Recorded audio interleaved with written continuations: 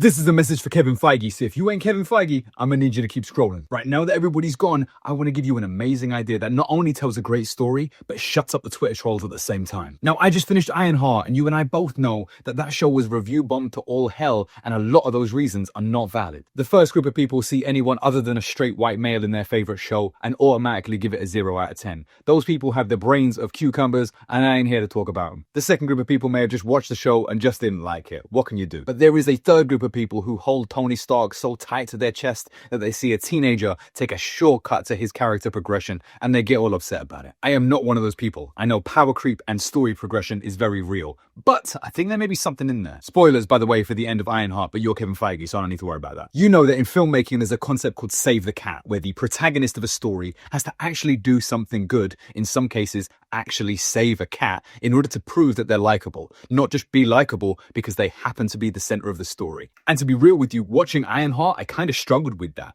I saw Riri make some cool jokes and have some bad things happen to her. I had sympathy for her, but I struggled to find reasons to actually like her. So when I came to that ending with Mephisto, I was losing it. Throughout this show, you had a number of people say to her face, Riri, you are selfish. You are self-centered. You are difficult to work with. Even before the reveal of Mephisto, I turned to my fiance and I said, I think this show is a villain origin story. And that's where I think it should go. Look, I know Marvel has kind of borrowed the Fast and Furious mentality of villain is charismatic and likable and therefore becomes a good guy in the end. I think we should do the other way around. The only products that Marvel have made based around villains have just been vehicles to turn them into heroes. So why not the other way around? What about a young, cocky villain with the literal devil on their shoulder who took a shortcut to get to the top, laughing in the face of the hero that the first bunch of phases of Marvel were all based around? And I know why studios don't really base products around villains, because it's hard to sell action figures and you can't cheer for them, and they normally get beaten at the first hurdle. And I also get season 2 of Ironheart is probably going to be her figuring out a way